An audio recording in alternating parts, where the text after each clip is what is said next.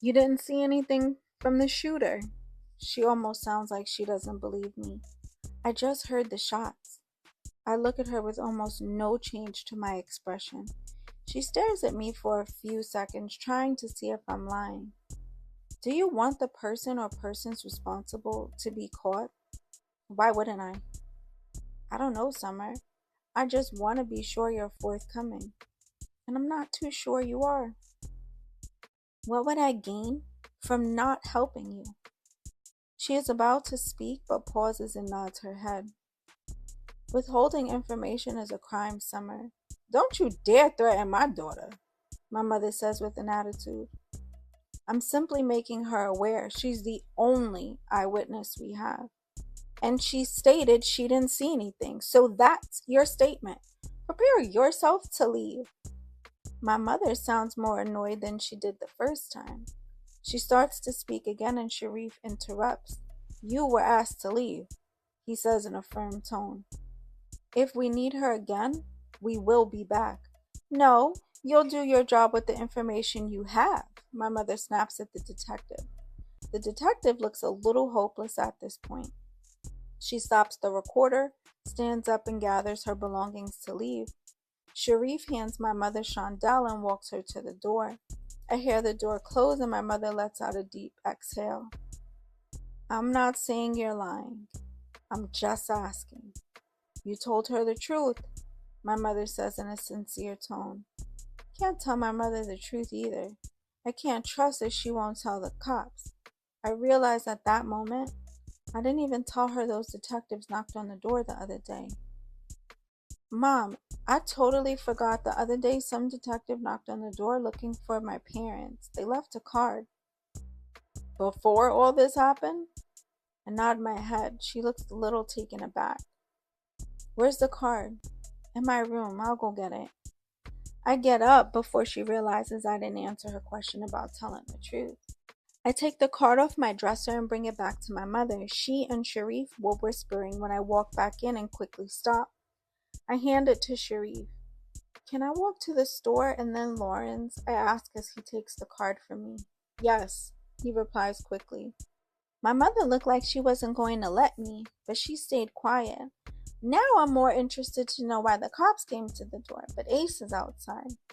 I throw on some black sweatpants and a black hoodie and a pair of black Jordans. I wash my face and brush my teeth before the detective came, but I check in the mirror to make sure I still look decent. I make sure my messy bun still looks neat enough, if that makes sense. I grab a lighter coat, put it over my hoodie, and pick up my keys. I'll be back. Okay, they say in unison, which was rushed and weird. I unlock the door and close it behind me softly. I lock the door and press the elevator. It gets to my floor faster than usual. I'm kind of anxious to get outside, so I'm pleased. I get to the lobby and Maurice was waiting for the elevator to come back down. Oh, hey, I say and hold the door. Hey, Summer Rain. I let the door go when he took it, holding it in its place. Oh, my girlfriend and I are pretty serious, he says as I'm walking away. I'm so happy for you. I turn back, look at him, and smile. I continue walking. Clearly, she is not doing her job well enough. I get to the corner of the block and get in the car. Why are you dressed in all black? Fame is my brother, I reply. We start laughing. I'm glad you're okay. He brings back the reality of why we're even meeting up like this. I didn't tell the cops anything. I say kinda sharply. I heard. Shorty got killed from some people I know who work at the mall. Heard a few different stories on who did it. Nothing solid that I could work with. Is Clue okay? No, but he's pretending he is. He really likes Shorty. He just knew it wasn't gonna go far because of his mom's. Yeah, his mom. She was telling me too. I pause. Right before Ace starts talking, I continue. She was pregnant. 8 weeks. She was telling him tomorrow. Ace's eyes get big and his expression drops. Damn, this is really gonna fuck him up. And I don't know why the nigga did it, but he told me to tell Clue Game on. Ace turns and squints his eyes a bit like he's thinking. Game on? Yeah. He sits quietly for a few seconds staring out the window. What he do to you? Just push me out the way. I was unsure if I should say I know him at this moment. I know who this was and why. You saw his face? I nod my head. Brown skin, tall, he questions. I nod again. Dumbass left his face open. I know he did, sloppy ass nigga. I look confused. Was he supposed to do this? No, he wasn't. Clue beat his ass because... He pauses. He fucked up some work badly. Clue beat him up in front of mad people and embarrassed him. He's sloppy. He had to go. So, because he got fired, he killed Aspen. Ace laughs a little bit. It's not funny, but the fired part is. I laugh a little. Sorry, just trying to make it make sense on why he'd kill Aspen. It didn't make sense. He just knew this would hurt Clue, and knew she was linked to Clue. I stay quiet. He told you to tell Clue. He brings back the question. He said, sorry, pushed me, and said tell Clue game on, and pulled the gun out. He let off 2 shots and then she dropped. I take a deep breath when I was done with the brief explanation. He told you this. You know him. I pause and look at him for a minute. I'm trying to piece together why he would mention Clue's name to you. He continues. I wait a few seconds before I answer. I went to school with him when I lived in Brooklyn. Ace's whole face lit up. Now it makes more sense why, but who's to say you know Clue? I guess he figured just in case. His name is James Adler. Don't think you telling me nothing. I wouldn't put you in no situation to do that or harm you. I have his address out in Sheepshead Bay. He stay with his mother, 5B. I'm already all over this. He doesn't know what I look like to pinpoint you to me. Plus, he knows you. Okay. He nods. Don't tell the police his name, please. That's all I ask of you, he finishes up with. I nod my head in compliance. Summer, you're safe. Trust me. This went left for stupid reasons. Okay, I say in a low tone. He lifts the armrest in the front seat to give more room and pulls me in for a hug. You're safe, I promise. Jay or anyone else is gonna come for you. I don't say anything, I just sit in the hug. I have to get back to Clue before he reacts off emotion and does something dumb, okay? Okay, I say muffled in the hug. He looks me right in the eyes. I'm glad you're safe. Me too. He kisses my forehead and I get out of the car. I close his door and he pulls off almost instantly. I might have to rethink dating these damn drug dealers. At the end of 2 weeks, I started to feel a little better. But then times when I do start to feel bad because I'm not trying to rush the grieving of Aspen, I just can't sit in this funk anymore either. I went to the funeral as much as I didn't want to go. Clue also went. When her parents found out she was pregnant, it made the situation even sadder, as you can imagine. Clue was trying to be tough during the whole thing and wore shades, but I saw the tears falling. The school allowed me to do work from home without marking me absent. My mother informed them of everything that happened so that there wasn't much pressure on me to physically be there. I am not sure how I'm feeling, to be honest. Isolating myself isn't good, but I know I don't feel like pretending everything is okay either. The week I decided to go back to school, Ace drove me every day and picked me up. I feel like he was making sure I felt safe. I didn't see Clue too often, and a lot of times Fame would be at the store around lunch to check on me.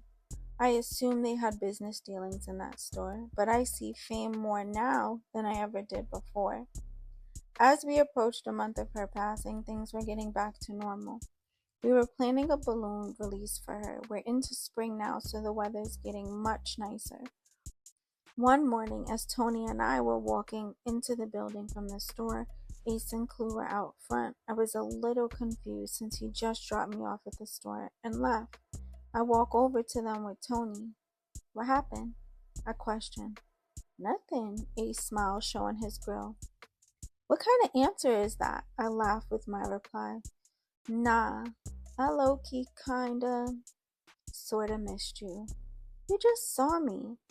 Yeah, but shit been hectic. I haven't seen you for real or talked to you how we do. So you trying to get me to cut school? Terrible. I roll my eyes playfully. Once a truant, always a truant. We all start laughing. Seeing Clue laugh was a refresher for real. He was such a nice person, laid back and chill. All three of them were. Fame had a rep for being conceited and cocky, but honestly, he was mad cool once you knew him. He had Prince spread the word through the school that I was his sister. Now all the girls were constantly harassing me about him. The guys left me alone already, from Prince screaming I'm dating his cousin to Damien making them literally walk the other way. Adding Fame was a cherry on top that didn't even need to be added. Where we going? I asked with a smirk. I gotta drop something off them breakfast in Queen Center. I look at him, but I don't say anything. Queen Center is Queen Center Mall. Tony, you wanna come? I'm going with them. Yeah, fuck it, she says. Clue goes toward the back seat. It's cool, I'll sit with Tony. Alright. He gets in the front, we climb in the back. Buckle up, Ace says in a joking tone. We are all talking within the conversation. They start picking at her about Jules a little bit. Tony was always a good sport, but she definitely defended her man in the same breath. She is so cute, as tough as she is, that is her soft spot. Ace is driving. I wasn't even paying attention to where we were going. Just turn after turn seemed like that anyway. We pull into this block and it had a big dead end sign at the end of the block. There was one apartment building at the beginning of the block and one at the end. The rest had houses in between the two. It was an odd design to the block. Like they found a space to build a building and decided that was a good idea. I'll be right back. Ace turns toward the back to tell me. I nod in acknowledgement. He pops the trunk, gets out the driver's side and closes the door. Goes to the trunk. He's back there maybe 5 seconds, then closes the trunk and leaves. About 5 minutes go by and we're all engaged in conversation. We see one cop car go by, but we don't think anything of it. 3 minutes later, another cop car drives up to the end of the block, which, like I said, is a dead end, and parks up next to the other one.